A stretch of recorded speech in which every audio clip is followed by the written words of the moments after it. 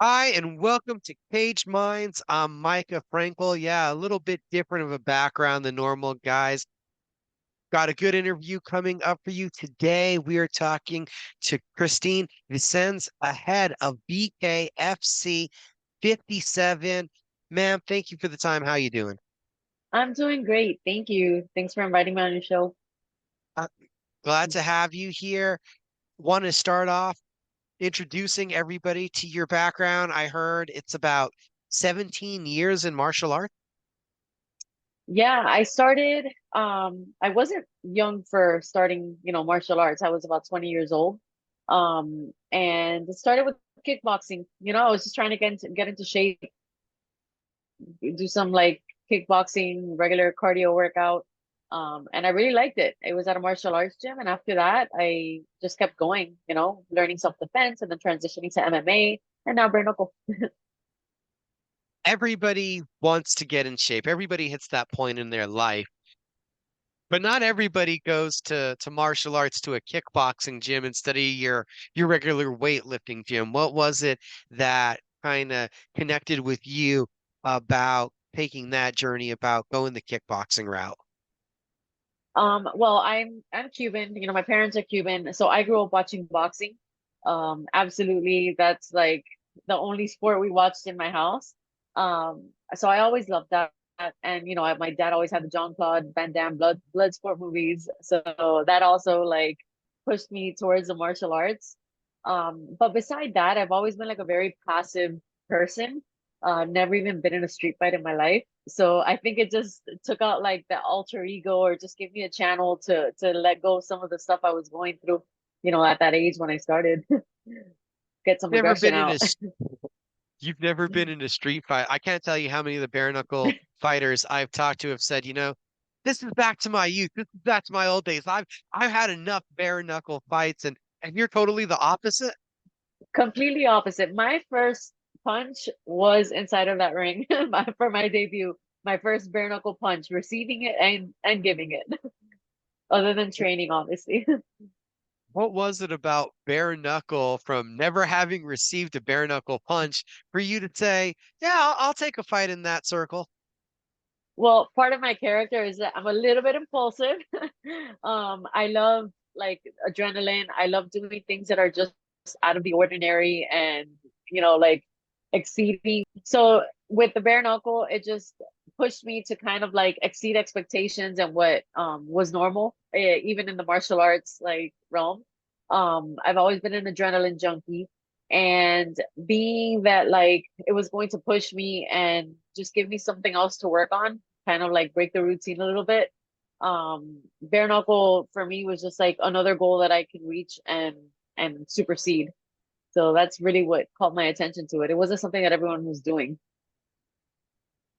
As you're training and you start to get towards the point where you're thinking about competing, what was your first vision? Was it to be a boxer, a kickboxer, an MMA fighter? Where did you think you were going to go? Absolutely none of this, like none of the above. When I started, it was just for fun. Like I said, getting into shape. Even when I had like my first kickboxing bout, it was like, okay, sure, let's give it a shot to say I did it. I'm one of those people that like I have my bucket list and I like to like just check things off. So that was something that I was not really seeing a future in, especially during that time. There were just so many like I'm sorry, there were so little bit of the women that were competing and so many cancellations every time I was trying to get a fight. But one thing led to the other. It was my first competition, then my second competition, and then third and fourth.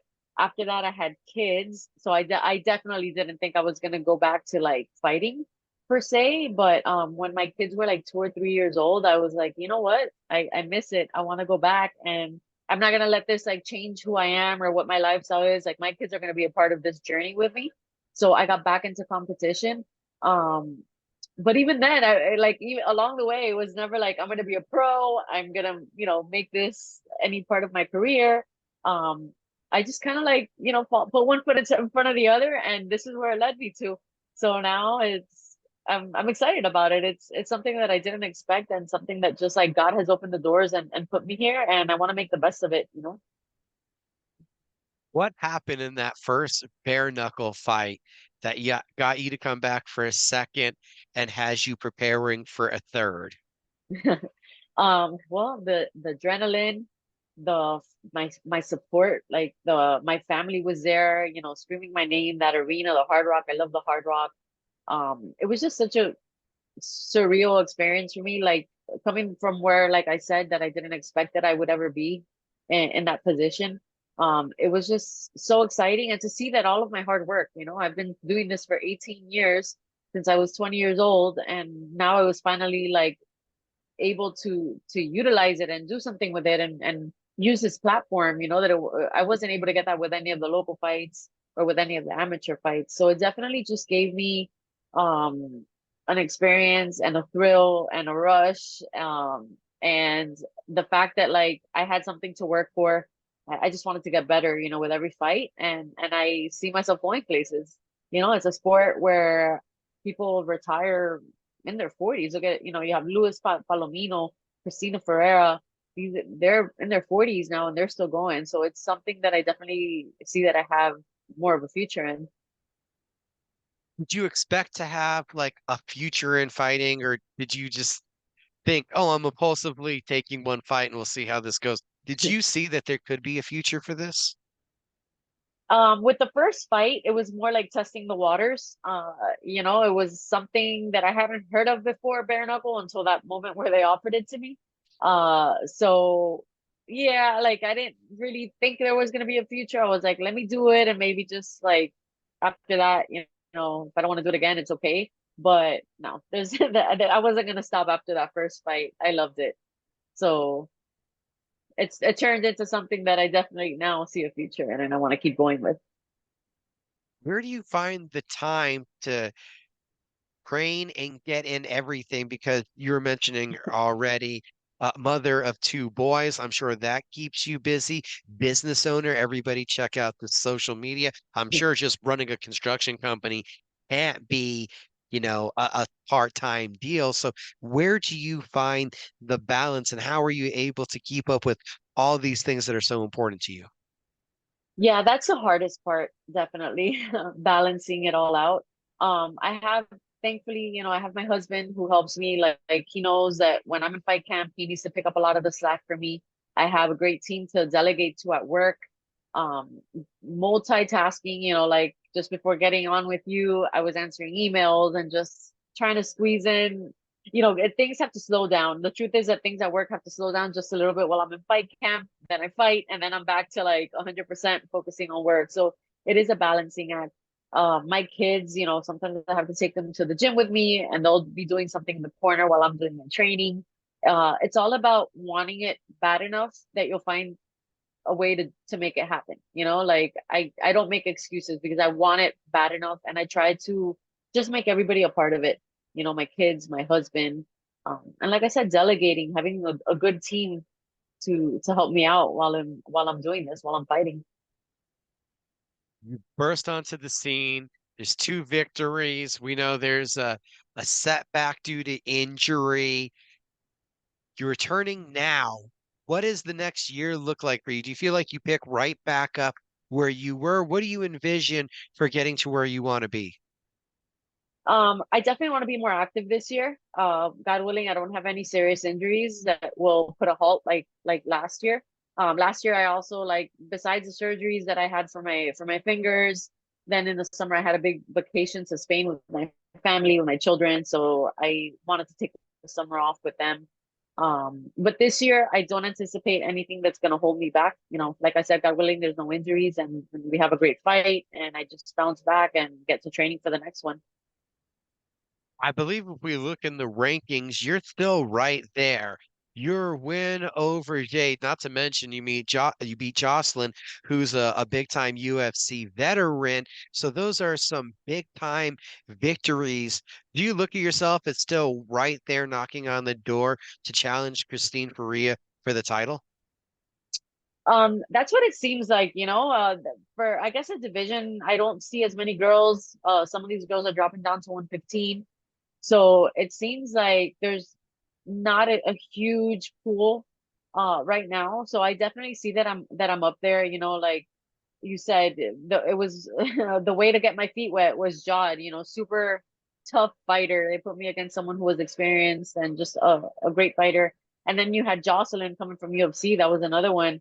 I didn't have any easy fights. Not that there's ever any easy fights in BKFC, but I think I've done a pretty good job at proving myself and showing that, nobody had heard about me before, but now that I'm on the scene, I think I've showed my skills and I'm ready to keep moving up the ranks.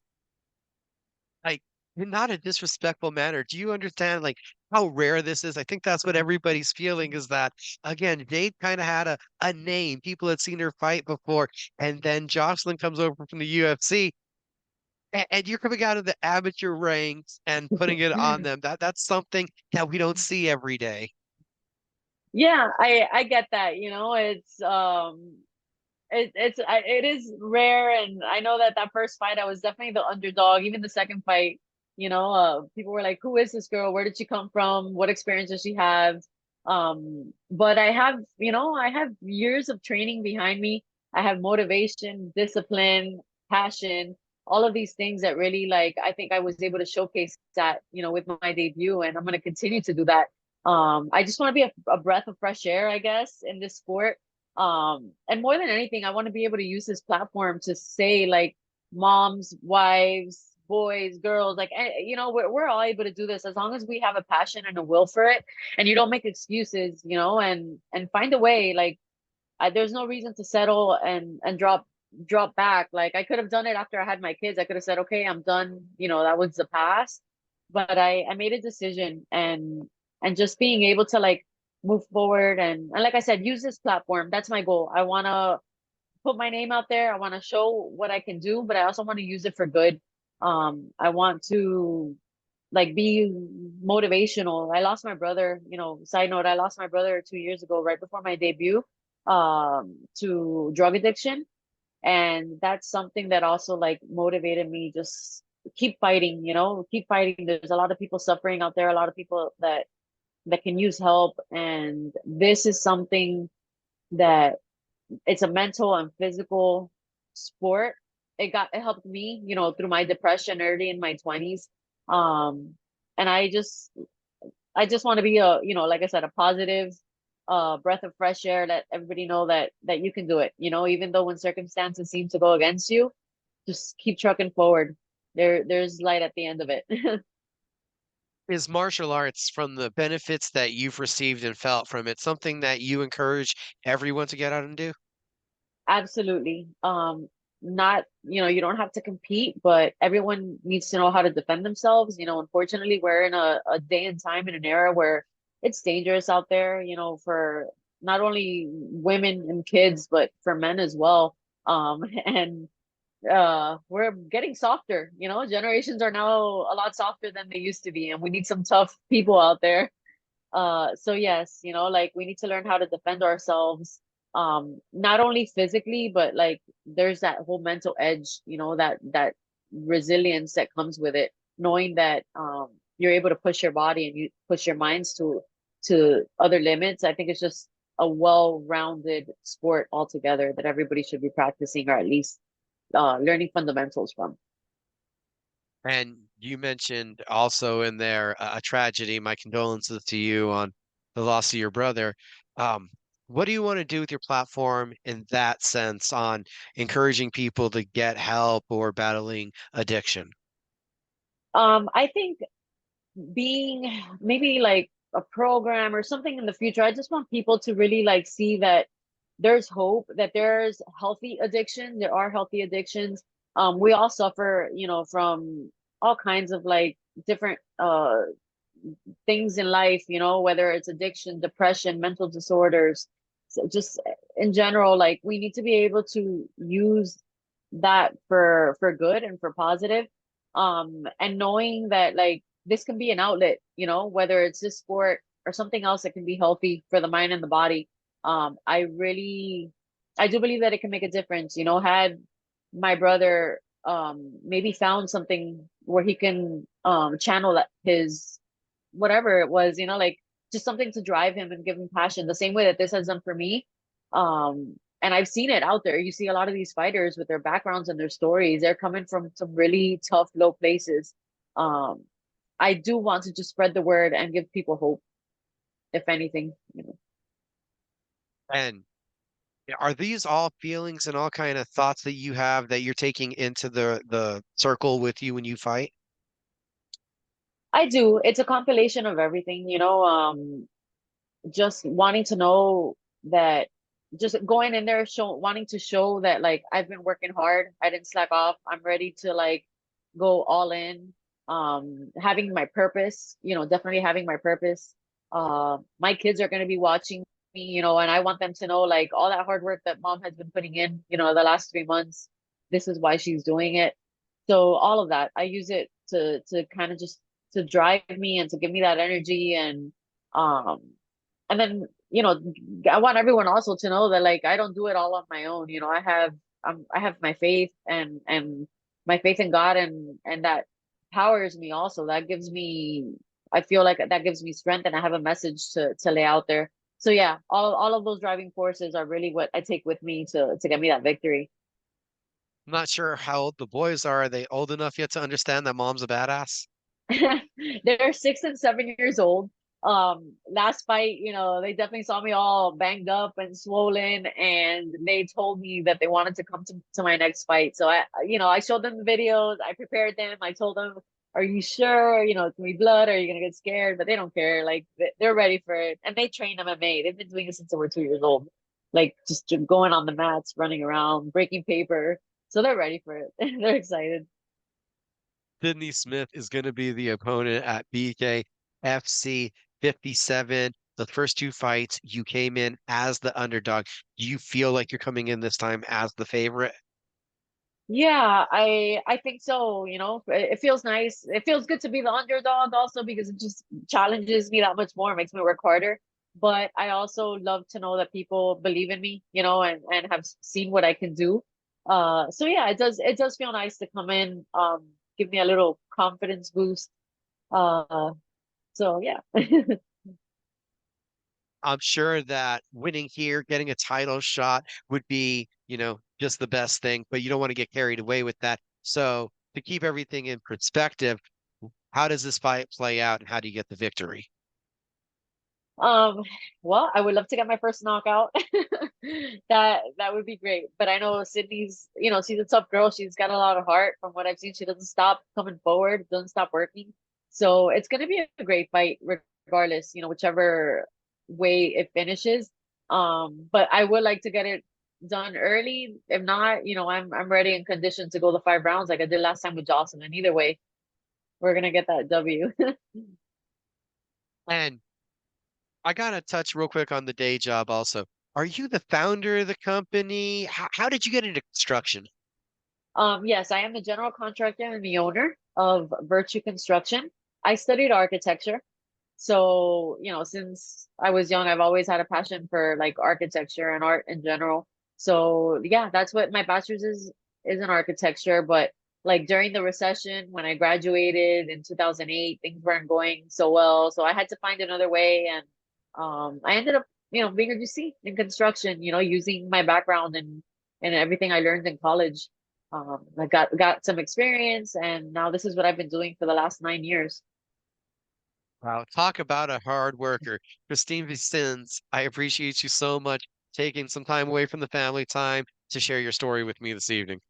No, it's my pleasure. I really appreciate you reaching out and bringing me on your show. Can't wait to see you in action at BKFC 57. Everybody that's watching, you know how to find Bare Knuckle on the app. PageMinds.com is the website. Find us across social media. And again, thank you for the time tonight. No problem. Thank you. Have a great evening.